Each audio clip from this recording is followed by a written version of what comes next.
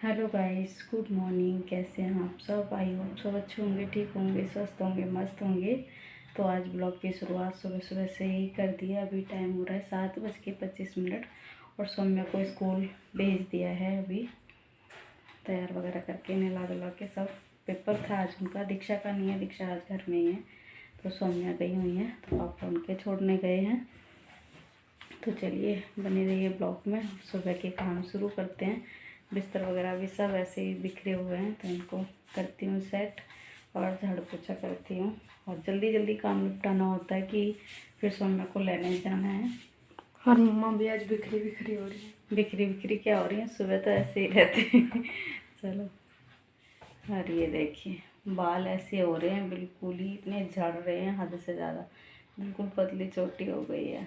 बहुत गुस्सा आता है अपने बाल देख देख के मेरे को। तुम भी तो सुबह सुबह ऐसी हो रही हो, बिखरी बिखरी हैं। नहा लो, जाके जाओ। अभी तो मैं अपना रूम की क्लीनिंग कर रहा हूँ। चलो थोड़ा पोछा उसी में लगा दो। पोछा क्यों लगाना? पूरे में झाड़ू लगानी है, फिर पूरे में लगाना है पोछा। तो गाइस, हो गए हैं सुबह सुबह के काम शुरू। और यहाँ पे मैं जो ओढ़ने वाली चादर हैं उनको उठा के तय बना के रख दे रही हूँ। और वैसे बेड की चादर है ना, वो सब ठीक कर दूँगी कि अभी बदलनी नहीं है कि बारिश हो रही है। तो अभी बदली थी, 3-4 दिन पहले ही बदली थी, पर मौसम देख के बदलती हूँ मैं।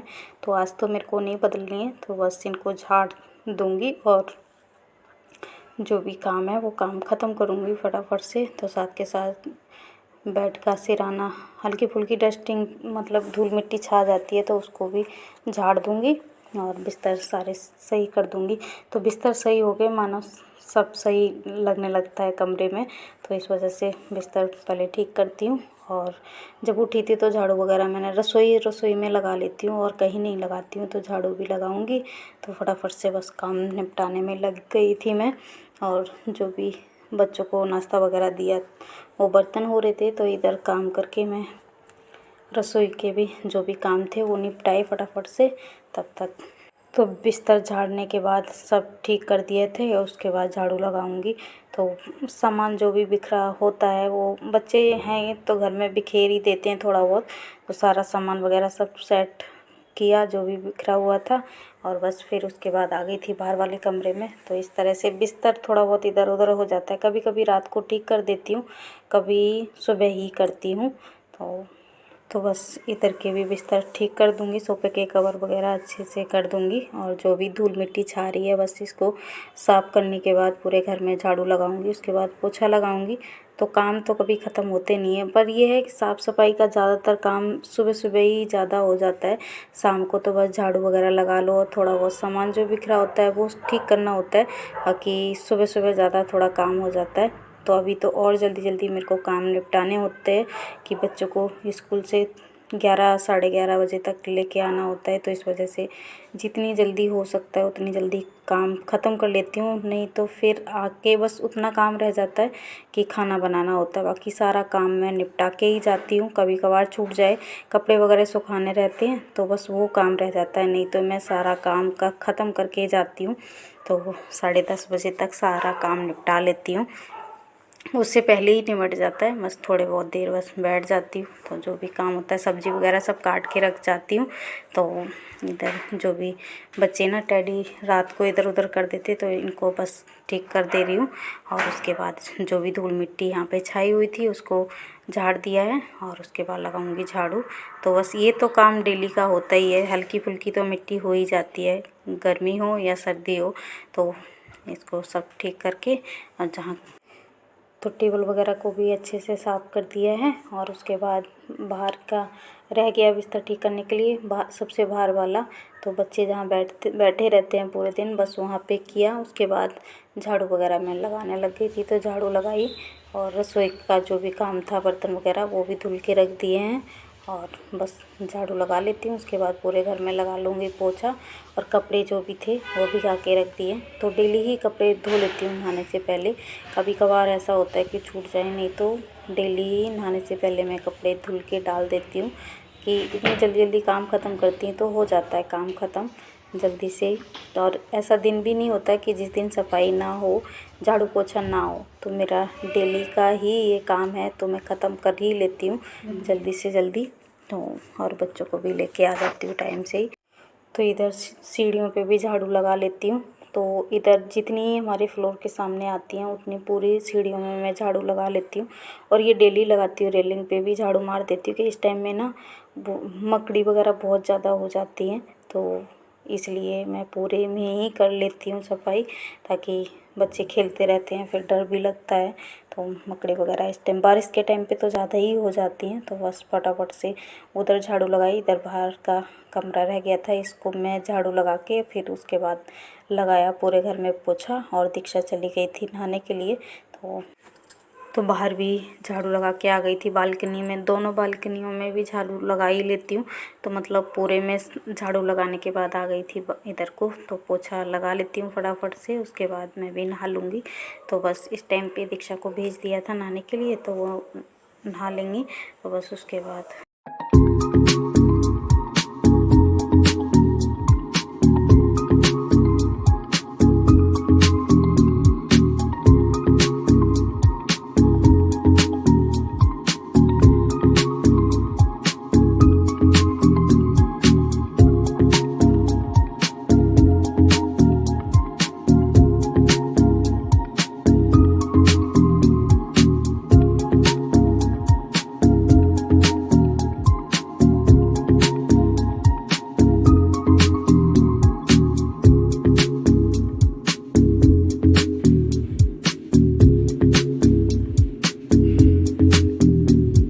तो ये देखिए, मैं पोछा वगैरह जब तक लगा रही थी, नहाने गई थी, तब तक दीक्षा ने पूजा कर ली थी।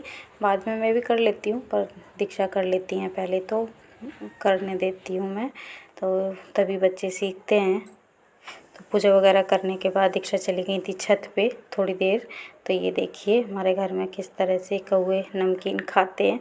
तो सुबह सुबह बस ऐसे ही छत पे जो भी जाता है तो नमकीन रख देते हैं, तो कौवे नमकीन खाते हैं। कुरकुरे होते हैं ना, वही खाते हैं। तो यहाँ पे दीक्षा आ गई थी, तो वो रख रही थी, तो खाने में लगे हुए थे। नमकीन खाते ही उड़ जाते हैं। तो सुबह सुबह अगर कोई भी छत पे जाता है तो ये देखते रहेंगे कि कोई आया है, तो फिर आवाज़ लगाना शुरू कर देते हैं, कि ये जान जाते हैं ना कि यहाँ पे नमकीन हमेशा दी जाती है, कुछ भी है कबूतरों को और वो बाजरा वगैरह दिया जाता है ना, तो इस वजह से ये आए ही जाते हैं। सुबह सुबह चिड़िया वगैरह बहुत सारे आ जाते हैं। तो इस टाइम में ना मौसम ना ऐसा ही हो रहा था, बादल से छाए हुए थे और धूप नहीं थी बिल्कुल भी। तो नहीं, इस टाइम तक तो निकल आती है धूप, पर मौसम अच्छा हो रहा था, तो दीक्षा छत पे ही घूम रही थी, वीडियो वगैरह बना रही थी। तब तक फ़ोन लेके चली गई थी छत पे, तो खुद ही बना रही थी, मैं तो नहीं गई थी। तो इधर पौधे भी इस टाइम में खूब अच्छे हो रहे हैं, हरे भरे। तो इस टाइम में बारिश खूब जम के हो रही है ना, तो इस वजह से पौधे इतना अच्छे हो रहे हैं। पर वही है कि बाहर जाना होता है बच्चों वगैरह को लेने, तो फिर थोड़ी टेंशन लगती कि चारों तरफ किच किच होती है ना, तो अजीब लगता है। बस घर में ही रहना हो तो बहुत अच्छा लगता है, कि बारिश होती है ना तो अच्छा लगता है। पर बच्चों को ना लेने जाना हो, पर वही है कि पानी जगह जगह हो जाता है, कीचड़ हो जाता है, तो अच्छा नहीं लगता। पर वो ये काम ख़त्म किया, उसके बाद सौम्य को लेने भी जाना है। तो दीक्षा थोड़ी देर छत पे रही। ये देखिए बादल किस तरह से हो रहे हैं। तो गाइस हो गया सारा काम ख़त्म, बस कपड़े रह रहे सुखाने के लिए, तो जा रही हूँ कपड़े सुखाऊंगी। और अभी टाइम हो रहा है 10 बज रहे हैं, तो काम ख़त्म हो गया, नाश्ता वगैरह सब कुछ कर लिया। उसके बाद मैं आपसे मिल रही हूँ।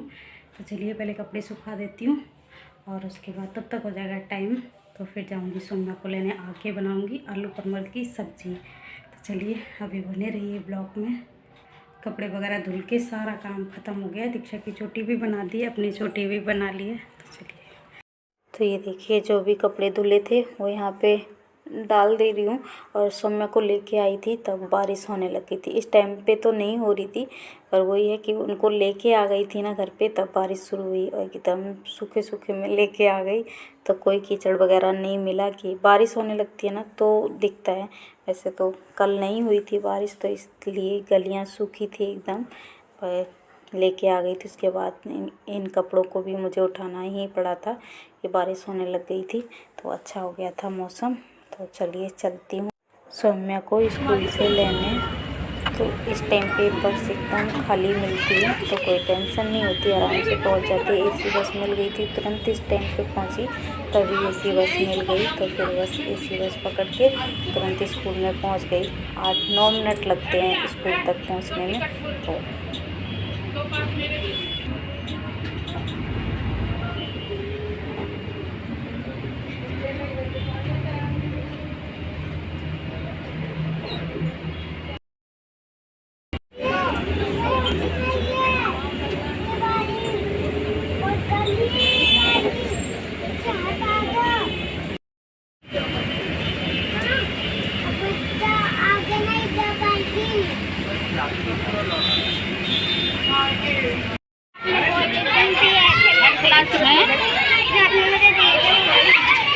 तो बैग में रखे आपने निकाल के क्यों रखे हैं? देखती हूँ 1 2 3 चलो आ गई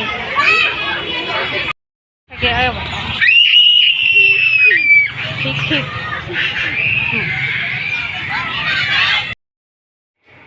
तो गाइस स्कूल से आ चुकी हूँ मैं सौम्या को लेके, और अभी बनाने जा रही हूँ आलू परमल की सब्ज़ी। तो परमल पहले ही काट के रखे गई थी, आलू अभी काटे हैं, तो चलिए बनाती हूँ।